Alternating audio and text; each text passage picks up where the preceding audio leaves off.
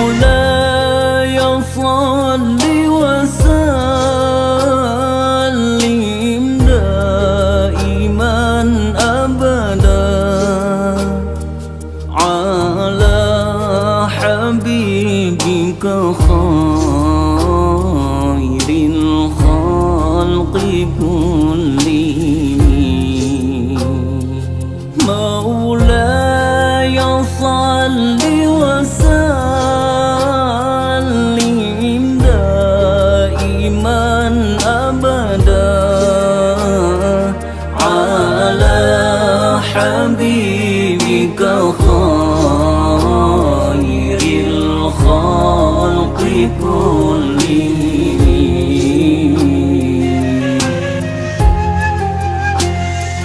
مولاي صل وسلم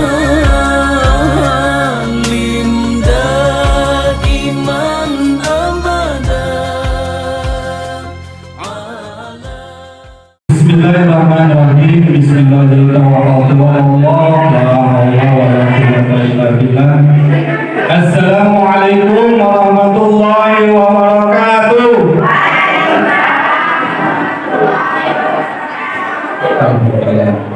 Sehat semua ibu-ibu? Bapak-bapak gimana, sehat? Alhamdulillah. Innalhamdulillah nahmaduhu wa nasta'inuhu wa nastaghfiruh wa na'udzu billahi min shururi anfusina wa min sayyiati a'malina may yahdihillahu fala mudilla lahu asyhadu an la ilaha illallah wa asyhadu anna muhammadar rasulullah. Ya ayyuhalladzina amanu kutiba 'alaikumus shiyam kama kutiba 'alal ladzina min qablikum la'allakum tattaqun. Puji dan syukur kita panjatkan kepada Allah Subhanahu wa taala karena kebenaran rahmat dan hidayah kita dapat berkumpul di majelis ilmu ini.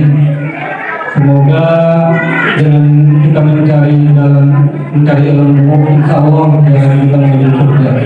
Amin ya Allah. Salawat serta salam kita panjatkan kepada Nabi besar kita Muhammad Sallallahu Alaihi Wasallam. Baik, untuk selanjutnya insya Allah di tengah-tengah kita telah hadir pemateri kita yaitu Ustaz Rizky LC. Insya Allah akan menjelaskan tentang membedah makna surat Al-Fatihah. Untuk itu kepada Ustaz Rizky dipersilakan waktu dan tempatnya. Assalamualaikum warahmatullahi wabarakatuh.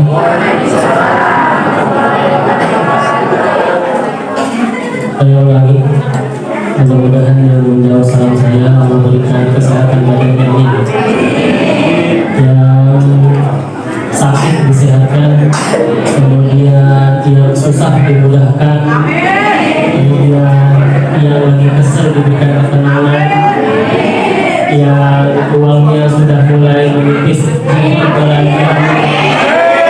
yang belum berangkat umroh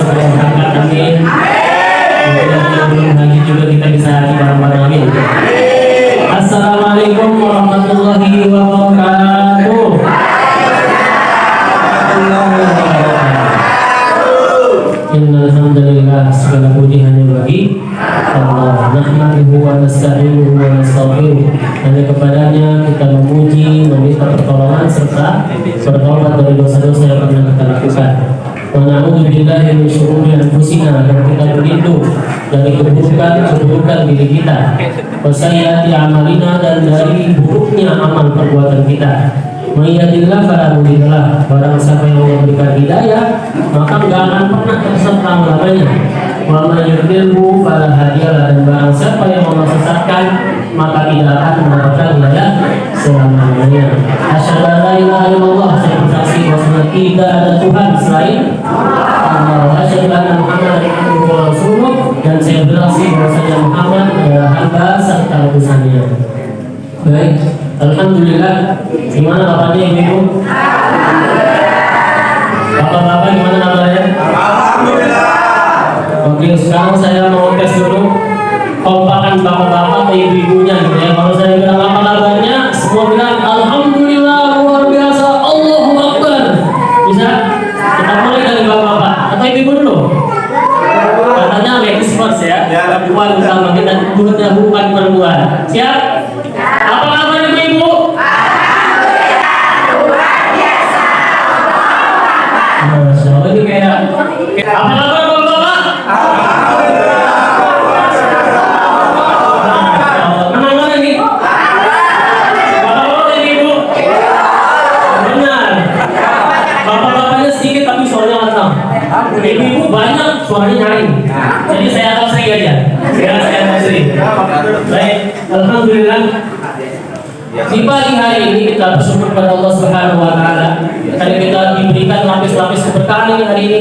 Ya, lapis keberkahan yang pertama, kita berkumpul di masjidnya Allah Subhanahu wa taala. Ya, kata Nabi sallallahu alaihi wasallam apa? Majtama'a qaumun fi baitin min buyutillah yatluna kitaballah wa yatadarasunahu illa nazalat alaihimus sakinah wa wasyiyatuhum rahmah wa haffat alaihimul malaikah wa dzakarallahu fi indah. Oke, itu hadisnya. Nanti kita bahas. Kemudian lapis keberkahan yang kedua, kita masuk dalam keberkahan dalam sedang menuntut ilmu. Ada lagi hadisnya nih. Kata Nabi SAW, man salaka tariqan yaltamisu fihi ilman sahhalallahu bihi tariqan ilal jannah. Ada yang tahu artinya? Yang tahu hadiahnya Allah? Masya Allah, ada. Kata Nabi SAW, man salaka tariqan, barang siapa yang berjalan menuju atau meniti jalan yaltamisu fihi ilman, yang di dalamnya ada majlis ilmu. Kata Nabi, sahhalallahu bihi tariqan ilal jannah, maka Allah akan mudahkan dengannya, dengan jalan yang dia tadi menuju majlis ilmu, jalan menuju surga. Artinya apa? Artinya kita ini sedang mendekatkan Allah Subhanahu wa taala ke dalam surga. Nah, hadis ini luar biasa hebat. Begitu disyarah sama Imam Nawawi, kata Imam Nawawi apa?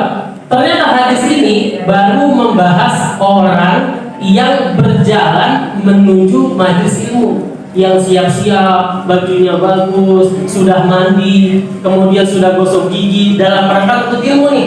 Ini belum dihitung pas duduknya, kemudian tidur, nggak dihitung tuh. Pas duduk ngelamun itu nggak dihitung. Tapi datangnya saja sudah Allah mudahkan jalan menuju surga. Enak apa enak? Enak apa enak? Enak ya. Jadi kalau kita menuntut ilmu yang sekarang ini sekarang kita nggak tahu Ustaz ngejelasinnya mumpet, nggak paham, itu nggak ada masalah.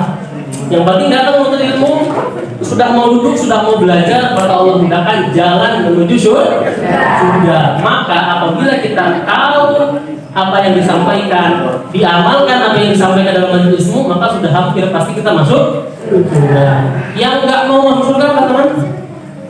Enggak ada. Alhamdulillah, mudah-mudahan kita semua masuk surga. Hadisnya luar biasa ya, luar biasa. Kemudian tadi keberkahan yang kedua, hadis ilmu. Keberkahan yang ketiga, ini kita tadi di hari apa nih sekarang? Hari Kamis. Hari Kamis itu ada dalilnya. Kata Nabi SAW, sesungguhnya amal Bani Adam itu diangkat di hari Senin dan hari Kamis. Dan kata Nabi, saya suka ketika amal saya diangkat, saya dalam keadaan beribadah. Nabi biasanya puasa Senin Kamis. Kita beribadah ngapain? Majlis berkumpul bersama orang-orang soleh, belajar agama sehingga kita bisa menjadi orang yang lebih baik. Mau jadi lebih baik? Siapa yang lebih baik? Alhamdulillah. Baik, kata Nabi SAW, majtama'a qaumun fi baitin min buyutillah, tidaklah berkumpul suatu kaum Ini kita satu kaum nih, satu kelompok ya, sama-sama pengajar, sama-sama karyawan, sama-sama masyarakat dari Pondok Pesantren Al-Hikmah. Satu kelompok. Fi baitin min buyutillah, yang dia berkumpul di salah satu rumahnya Allah. Yazkurna kitabullah, yang kita ini lagi membaca ayat-ayat Allah, wa yatadarasunahu, yang sedang belajar. Kita kan belajar agama ya, bukan belajar nyanyi hari ini atau belajar masak hari ini. Enggak ya, kita belajar ngaji, belajar agama kita. Yazkurna kitabullah wa yatadarasunahu illa nazalat alaihimus sakinah, dan tidaklah akan turun kepada kita as-sakinah. Ada tahu apa yang sakinah? Apa sakinah? Biasanya kalau ada orang nikah, sakinah ya, mau ada warung ya, gitu kan? Ada yang tahu sakinah apa? Sakinah itu dari kata tenang. Ya, orang yang ngaji sama orang yang tidak ngaji agak beda nih. Kalau orang ngaji itu tenang pada sesuatu yang tidak perlu dikhawatirkan. Kalau orang nggak ngaji, dia biasanya khawatir pada sesuatu yang tidak perlu dikhawatirkan. Ada yang tahu apa kira-kira? Sesuatu yang kita tidak perlu khawatir. Ada yang tahu? Puasa? Ada yang tahu? Oh enggak. Pak Haji? Ada yang tahu? Rezeki. Rezeki perlu dikhawatirkan atau enggak? Yang bilang perlu kan? Enggak Pak, salah enggak suruh diri. Rezeki perlu dikhawatirkan atau enggak? Sepakat semua? Wah ini ngajinya udah dalam ya berarti. Udah dalam berarti. Kata Allah Subhanahu wa taala, "Wa ma min dabbatin fil ardi illa 'ala Allahi rizquha." Dan tidaklah dabbah, itu dabbah, tidaklah hewan melata di atas muka bumi illa 'ala Allahi rizquha, kecuali Allah berikan rezekinya. Kata mufassir, ahli tafsir, dabbah itu artinya makhluk yang berjalan tidak dengan kaki dan tangan. Menurut saya, ya seperti itulah penghuni. Dan Allah kasih sayang lebih, jauh lebih hebat daripada kasih sayang orang tua kepada anaknya. Ya itu maksudnya ayat ketiga Ar-Rahman Ar-Rahim. Terus ayat ketiga. Kemudian ayat yang keempat, Maliki Yaumiddin. Maliki Yaumiddin, Malik artinya yang memiliki hari pembalasan. Yaumiddin artinya hari pembalasan. Ayat ini mengingatkan kita kepada amal-amal yang dilakukan oleh umat manusia itu ada balasannya. Maksudnya Allah sang pemilik hari kiamat. Maksudnya itu Allah akan perlihatkan nanti di akhirat pahalanya. Dan sebaliknya, wa may ya'mal mithqala dzarratin syarran yarah. Keburukan yang kecil yang tidak kelihatan itu juga akan ada balasannya nanti Allah kasih lihat. Bahkan kata Nabi, seandainya besok kiamat dan di tanganmu ada satu biji kurma, bijinya ya, maka tanamlah. Pertanyaan kita kan gampang ya, buat apa kalau besok kiamat tanam sekarang yang akan tumbuh? Kalau bahasa kita kalau ada biji tanaman deh, ya di tangan kita, besok kiamat udah tahu besok hari Jumat kiamat tuh, kita tanam hari ini, kan nggak akan tumbuh ya. Tanam pohon kelapa bisa tumbuh besok? Nggak bisa kita makan buahnya? Enggak, tapi Allah suruh tanam. Kenapa? Karena itu sudah masuk dalam hitungan dapat pahala, walaupun orang setelahnya nggak akan menikmati. Sampai begitu, kalau ada biji kurma, besok kita tahu besok kiamat, maka tanamlah. Jadi sekecil apapun kesempatan kita, menjelang kita wafat sekalipun, ada amal soleh, lakukan. Sekecil apapun, ada duri yang di jalan kita ambil, ada misalkan di sini ada kotoran cicak kita ambil, ada sampah yang misalkan kita ambil, walaupun kecil, karena kita akan lihat nanti pahalanya di akhirat. Masya Allah, luar biasanya. Malik Yaumiddin. Baik, ayat yang selanjutnya itu ayat yang kelima. Iyyaka na'budu wa iyyaka nasta'in. Ini ayat 5 ini ayat pamungkas. Jadi ayat pamungkas ini kalau Al-Fatihah itu intinya adalah ayat yang kelima. Kalau Quran itu intinya adalah surat Al-Fatihah. Makanya Al-Fatihah itu sebetulnya umul kita, ibunya kita. Jadi inti dari Quran semua itu intinya semua ada di Al-Fatihah. Dan Al-Quran itu inti dari kitab-kitab yang turun dari langit. Jadi ada Injil, ada Taurat, ada apa lagi? Ada Zabur, itu intinya Al-Quran. Al-Quran intinya Al-Fatihah. Al-Fatihah intinya ayat yang kelima. Maka ayat yang kelima adalah intinya inti. Masya Allah. Dan ayat yang kelima ini adalah dakwahnya seluruh para nabi dari awal sampai nanti kiamat. Dakwahnya Nabi Adam, Nabi Nuh, Nabi terus sampai Nabi Muhammad. Ini dakwahnya. Iyyaka na'budu wa iyyaka nasta'in. Ini intinya. Ya, Al-Fatihah intinya ini. Jadi kalau kita paham ini udah selesai tuh. Masya Allah. Masuk surga. Amin. Kalau kita lihat secara bahasa, saya makan nasi. Ini belajar bahasa Indonesia gitu ya. Saya adalah predikat. Saya adalah subjek. Ya, makan adalah predikat.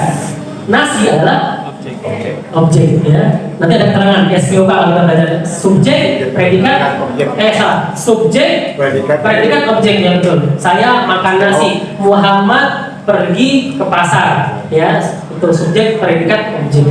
Nah, di ayat yang kelima, ini tata susunan kata-katanya beda. Iyyaka hanya kepada Allah, kepada Engkau wahai Allah. Jadi objeknya dulu yang ada di awal. Kemudian na'budu kami menyembah. Harusnya kalau yang normalnya kami menyembah hanya kepada Allah. Tapi di ayat ini hanya kepada Allah kami menyembah. Oh, ini salah tulis kayaknya ini. Ya nggak kira-kira? Enggak, seperti yang saya bilang tadi, semua kata-kata yang ada di Al-Quran itu semuanya nggak ada yang salah dan semua ada hikmah dan tafsirannya. Bahkan satu huruf sekalipun itu ada maknanya. Ya, makanya luar biasa. Iya karena dulu maksudnya hanya kepada Engkau wahai Allah kami menyembah. Maksudnya tidak boleh menyembah kecuali hanya kepada Allah. Dan ini tidak boleh membuka peluang menyembah kepada yang lain. Hanya kepada Allah kami menyembah. Jadi kalau kali ini hanya nasi kami makan, misalkan gitu, berarti dia nggak makan yang lain. Gitu. Kalau saya makan nasi juga, nasi saya makan, berarti udah nasi doang, makan yang lain enggak. Jadi hanya kepada Allah kami menyembah. Maksudnya supaya kita memurnikan ibadah kita hanya kepada Allah Subhanahu Wa Taala. Dan ibu-ibu dan bapak-bapak sekalian, kalau kita pernah teliti, kalau kita pernah dengar sirah, jadi orang musyrik itu dia beribadah kepada Allah dan beribadah kepada berhala. Suatu ketika Rasulullah bertanya kepada orang musyrik, bilang gini, kam ta'budul yawma ilaha. Kata Rasulullah, berapa Tuhan yang kamu sembah hari ini? Kata dia, orang musyrik tadi, sittatun fil ardi wa wahidun fis sama. Saya hari ini nyembah 6 Tuhan di bumi, 1 Tuhan di langit. Maksudnya apa? 6 berhala dan 1 Tuhan yang ada di dalam. Kemudian ketika Rasulullah nanya lagi, kalau ada permasalahan Tuhan mana yang engkau dahulukan? Kata dia, wahidun fis sama, 1 yang di langit. Jadi mereka itu sebenarnya beriman kepada Allah Subhanahu Wa Taala, tapi mereka menciptakan Tuhan yang lain dalam mereka menyembah Allah Subhanahu Wa Taala. Itu kesalahannya. Makanya disebut dengan musyrik. Musyrik itu menduakan Allah, tidak beribadah hanya kepada Allah. Dan kita tuh sama begitu. Kita menyembah Allah Subhanahu Wa Taala, sholat betul. Tapi di saat yang lain ada kuburan, kita minta doa sama kuburan, boleh tidak? Kuburan itu yang boleh mendoakan orang di dalam kuburan. Oke? Ada ulama, Ustaz, itu kan ulama, itu kan syekh, ya betul. Tapi dia sudah meninggal. Yang boleh kita minta doa kepada ulama, kepada guru kita yang masih hidup. Yang meninggal kita yang mendoakan beliau. Gitu. Dia beribadah kepada Allah Subhanahu Wa Taala, tapi masih mainan keris. Kerisnya dimandiin setiap malam Jumat dengan kembang 7 rupa, dengan berpikir kalau dia pegang keris itu dia jadi laki-laki yang paling kuat. Kalau ada yang bacok nggak mempan, kemudian rezekinya bakal ngalir, maka dia menduakan Allah Subhanahu Wa Taala. Itu maksudnya. Ya, jangan sampai menyembah pada yang lain. Kemudian ayat selanjutnya, wa iyyaka nasta'in. Ini juga sama. Hanya kepada Allah kita mohon pertolongan. Ini juga pelajaran buat kita. Kadang kita gini ya, kalau kita sakit, pertama yang diingat itu apa sih? Biasanya obat, benar nggak? Biasanya apa? Dokter. Kalau kita apa lagi? Kalau kita lapar, yang kita ingat apa? Kalau saya ingat istri saya masakan. Kalau santri yang ingat ibu dapurnya, misalkan. Kalau orang lain ingat GrabFood.